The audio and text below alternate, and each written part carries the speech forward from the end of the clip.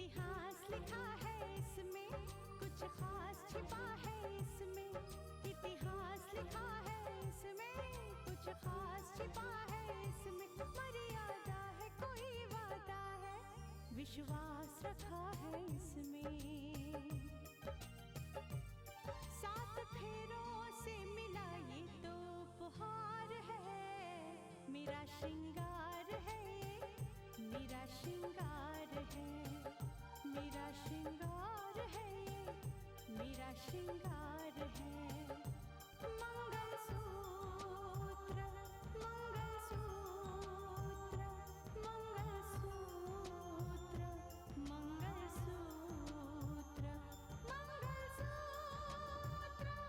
मंगलसूत्र, मंगलसूत्र।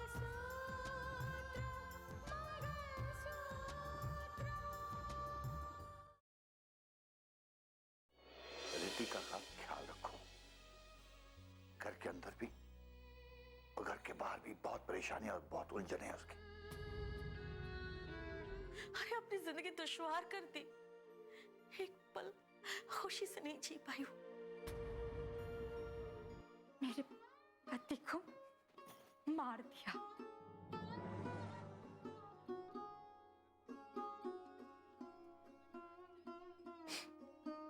और मैं उसे इस बात के लिए कभी माफ नहीं करूंगी। रितिका से मानस की शादी मेरी कोशिशों का नतीजा है, ये बात आप क्यों नहीं समझते?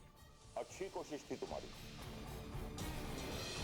बहुत अच्छी कोशिश थी कि जिस औरत की वजह से हमारा घर उजड़ा उसी का घर बसाने की कोशिश करती रही। मैं अभी नहीं मान सकती कि ऐसा हो सकता है। आप ये कह रहे हैं कि रितिका और मानस एक दूसरे से पहले से प्यार करते थे और उन्होंने मिलकर राकेश के खिलाफ ये साजिश की और ये नफरत का खेल खेला। मैं ये बात नहीं मान सकती। हरगिज मेरा दिल ये बात मानने के लिए तैयार नहीं है। आप चाहे जो भी करते रहें। पता नहीं आप कैसी मां हैं, कैसी मां है कि आपका दिल मानता ही नहीं। ये सब कुछ खुद राकेश ने मुझसे कहा है, राकेश ने। और राकेश की बात तो झूठी हो ही नहीं सकती। ना तो हम राकेश की बात को नजरअंदाज कर सकते हैं और ना ही उस परिवार को कभी माफ कर सकते हैं, कभी नहीं।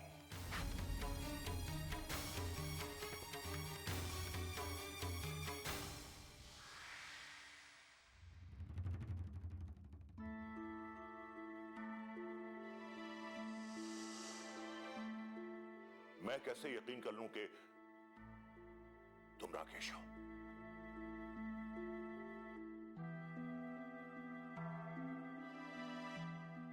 मैं तुमसे मिलना चाहता हूं।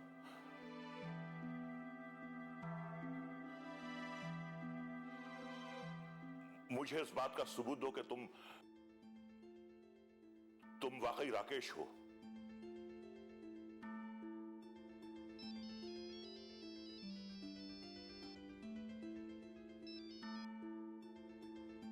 हाँ मामा जी, कहिए, कैसे याद किया? अरे भाई कैसे याद नहीं करते, वो जो तुमने जीजा जी से बात की थी ना, हाँ वो बात अब तूल पकड़ने लगी है। क्या?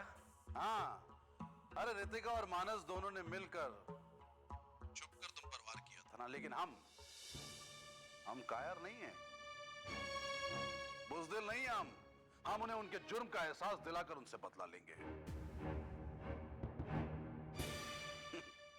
अरे लेकिन एक दी है ना हमारी दीदी, कुछ समझने को ही तैयार नहीं, किसी बात पर यकीन मानने को ही तैयार नहीं है। हाँ मामा जी, भला माँ इस बात को मानने के लिए तैयार कैसे हो सकती है? आप तो जानते हैं कि माँ रितिका को बेहद चाहती है, अपनी बेटी से ज्यादा मानती है। अगर रितिका को एक भी खरोच आ जाए तो मां की आंख से आंसू फौरन आ जाते थे। याद है ना?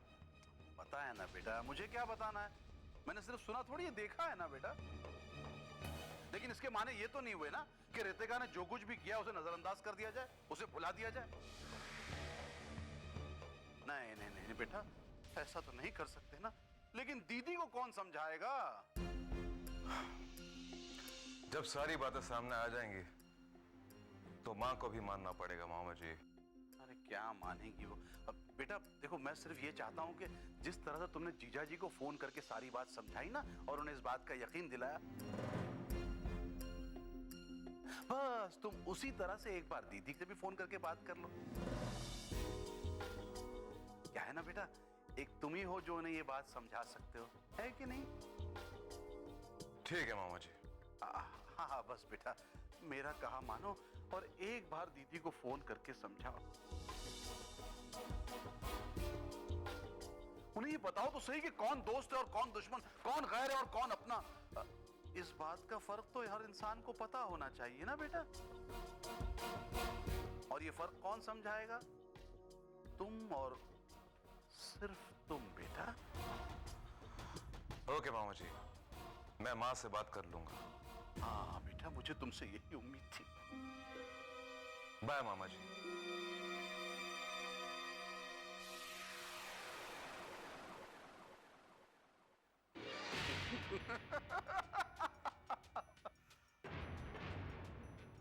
रितिका को सबकी नजरों में गिराओगे तुम खुद, और जब सच्चाई का पता चलेगा तो अपनी ही नजरों में गिरोगे तुम खुद। अरे वाह रे सुंदरलाल, क्या बंसी बजाई है।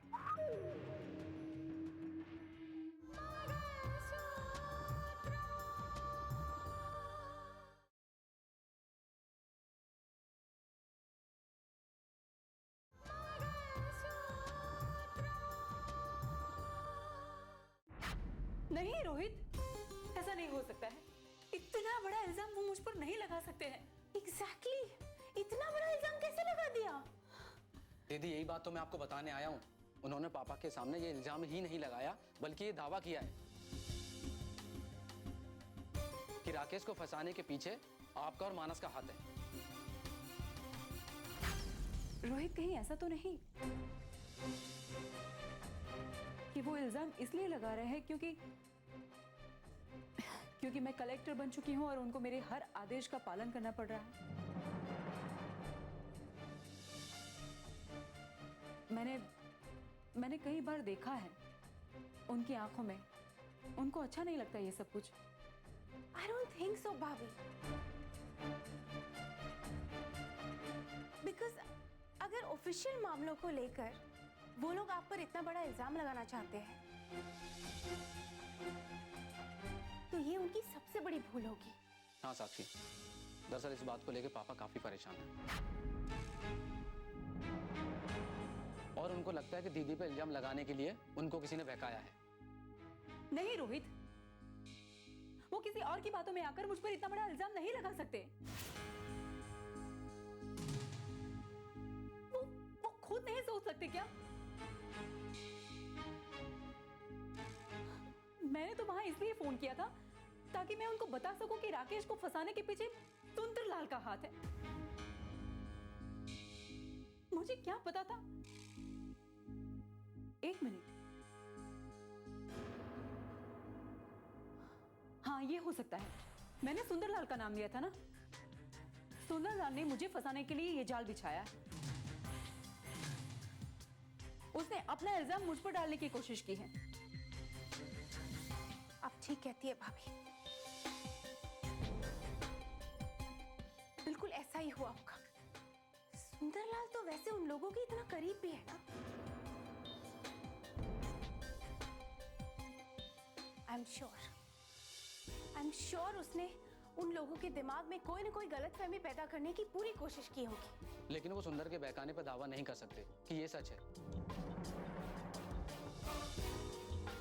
कि जिस तरह वो पापा के सामने दावा करके गए। पापा भी इस बात को लेकर काफी परेशान है कि वो इतने कॉन्फिडेंस से कैसे कह सकते हैं। आखिर किन सबूतों के आधार पर उनको विश्वास दिलाया गया? ये बात तो सच में परेशान करने वाली है। भाभी आप क्या करेंगी? हाँ, वैसे भी मम्मी पापा मुझे लेकर पहले से ही बहुत परेशान थे।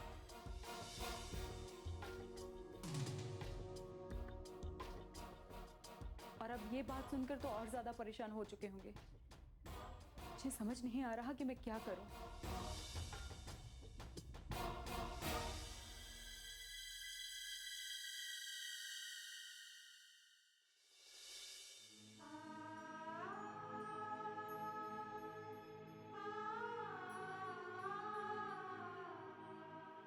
इतने साल गुजर गए,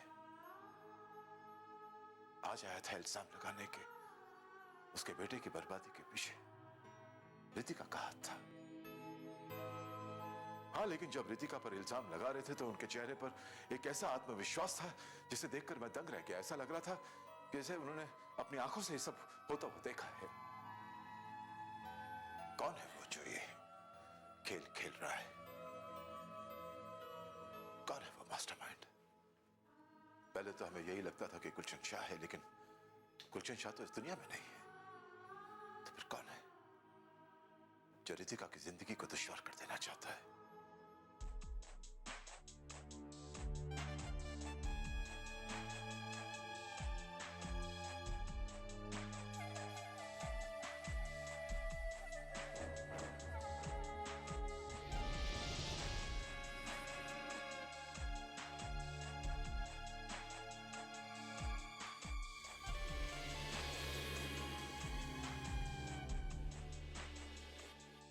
दीदी,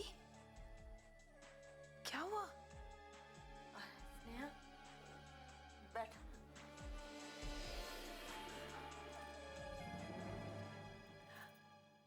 क्या बात है दीदी? बड़े परेशान लग रहे हो। अब तुम्हें कैसे पता चलेगा कि क्या हुआ है?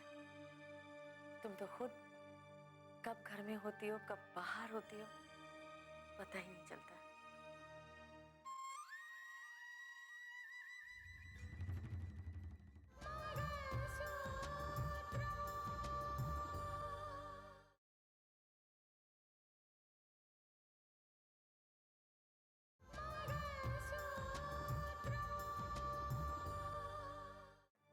कब घर में होती हो, कब बाहर होती हो, पता ही नहीं चलता।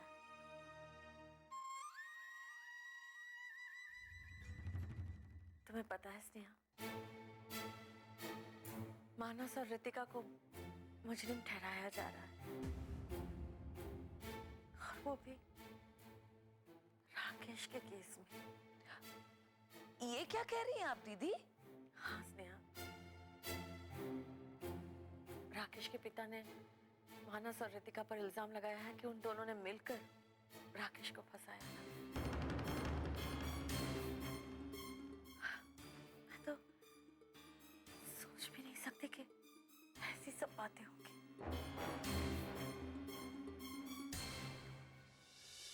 पता नहीं ये कैसा तूफान है, कहां से उठा है ये तूफान और कहां जाकर रुकेगा। ये आप ठीक कह रही हैं दीदी।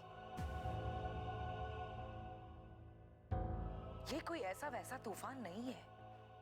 ये तूफान तो वो है जो रितिका की गृहस्थी को उजाड़ कर ले जा सकता है।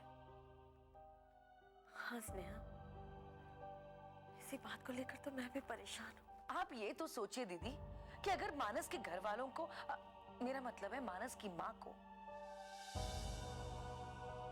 जब ये पता चलेगा तो वो आप लोगों को ही दोषी ठहराएगी ना दीदी। रितिका को दोषी ठहराएगी कि रितिका की वजह से मानस पर ये इल्जाम लगा है। आप कुछ भी कहो दीदी, लेकिन दोनों ओर से चोट तो आपको और भाई जी को ही लगनी है।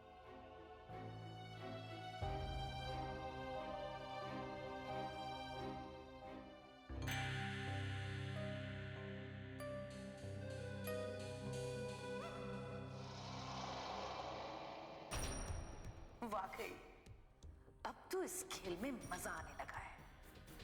टूटो, इसी तरह टूटोगे और बिखरोगे तुम सब।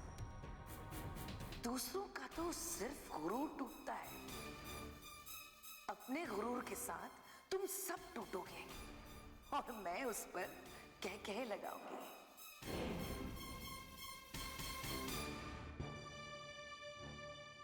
दीदी, दीदी सुनो तो सही। हाँ रोहित बोलो। दीदी हमें जो भी करना है सोच समझ कर करना है, और हमें जो भी कदम उठाना सोच समझ कर उठाना है। रोहित कभी कभी हमें वक्त सोचने और समझने का मौका ही नहीं देता। क्या करूं मैं? दीदी कम से कम इतना तो सोचो, आखिर ये बात एसडीएम साहब के दिमाग में डाली किसने? आखिर किस सबूत के आधार पर ये बात कही गई है? वो तो वही बताएंगे ना जिन्होंने ये सवाल खड़ा किया है। मैं कैसे जवाब दूं? दीदी एक बार और सोच लीजिए, क्या इस वक्त एसडीएम साहब के घर पर जाना ठीक होगा? देखो रोहित, क्या सही है और क्या गलत है मुझे नहीं पता है, मुझे सच में नहीं पता है। लेकिन इस तरह से चुपचाप मैं शांति से नहीं बैठ सकती। उन्होंने मुझ पर एक बहुत बड़ा इल्जाम लगाया है। मैं सुकून से नहीं बैठ सकती रोहित, मुझे जाकर उनसे पूछना ही पड़ेगा। नहीं दीदी प्लीज रोहित, मुझे रोको मत। मैं उनसे पूछना चाहती हूँ कि क्या किस बुनियाद पर उन्होंने मुझ पर ये इल्जाम लगाया। मैं राकेश को फंसाने की कोशिश करूंगी? राकेश को फंसाने के पीछे मेरा हाथ है? नहीं रोहित, मैं जाऊंगी और उनसे पूछूंगी कि ऐसी क्या वजह है जिसकी वजह से उन्होंने मुझ पर ये इल्जाम लगाया। तुम घर जाओ, मैं बाद में बात करती हूँ तुमसे। नहीं दीदी, मैं भी चलूंगा। लेकिन रोहित, मैं भी साथ आ रहा हूँ बस। चलो। ये रोहित यहाँ क्या करने आया और इस समय रितिका उसके साथ कहाँ थी? अब जी मुझे क्या पता, आपको तो पता है वो किसी को भी कुछ बताकर जाना जरूरी नहीं समझती। कोई बात तो जरूर होगी, तुम्हें पूछना चाहिए था सुजाता। और अगर प्यार से पूछती तो रितिका तुम्हें जरूर बता देती कि वो कहाँ जा रही है। मैं आपको बताती हूँ बड़े पापा, इन लोगों ने भाभी के ऊपर एक नया इल्जाम लगाया है।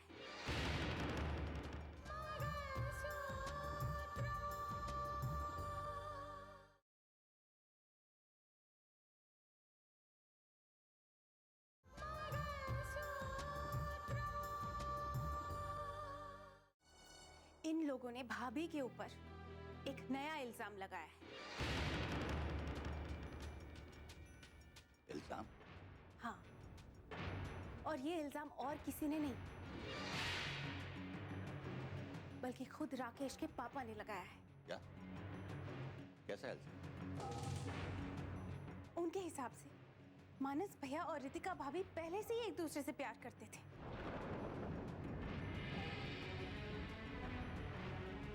और रितिका भाभी की शादी राकेश के साथ तो गलती से हो गई। साक्षी क्या बकवास कर रही हो? हाँ माँ, और रितिका भाभी को हासिल करने के लिए मानस भैया और रितिका भाभी ने ये चाल चली।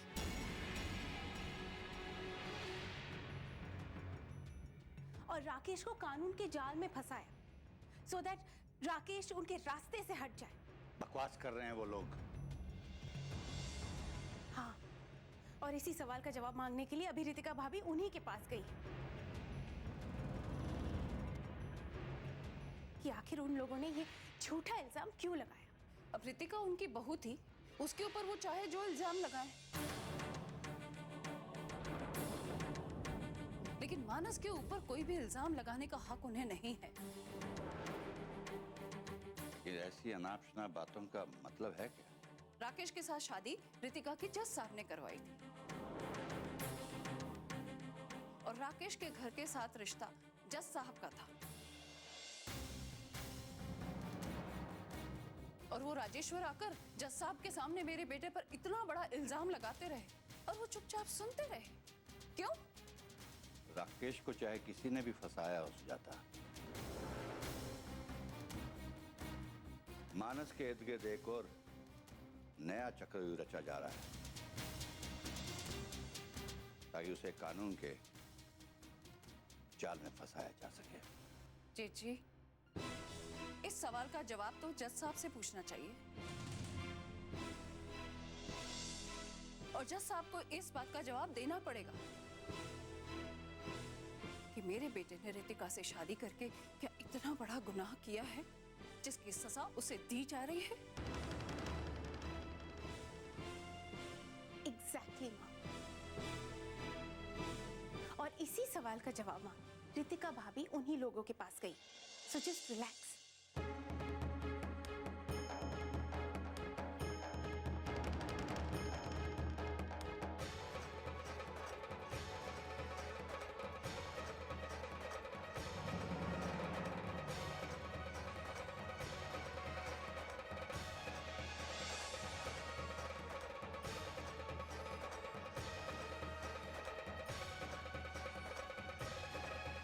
आइए आइए आइए। आज आपने इस नाचीज के यहाँ आने की तकलीफ कैसे की? कुछ ऐसी बातें सुनी है जिसे सुनने के बाद मैं अपने आप को रोक नहीं पाई। मिलना तो मैं भी आपसे चाहता था, लेकिन क्या मैं पूछ सकती हूँ कि जो इल्जाम आपने मुझ पर लगाए हैं वो किस आधार पर लगाए हैं? ये बात आप मुझसे किस हैसियत से पूछ रही हैं मोहतरमा कलेक्टर साहिबा? यहाँ मैं कलेक्टर की हैसियत से नहीं आई हूँ, सिर्फ और सिर्फ रितिका बनकर आई। अब क्या मैं आपसे पूछ सकती हूँ कि जो इल्जाम आपने मुझ पर लगाए हैं उसका आधार क्या है?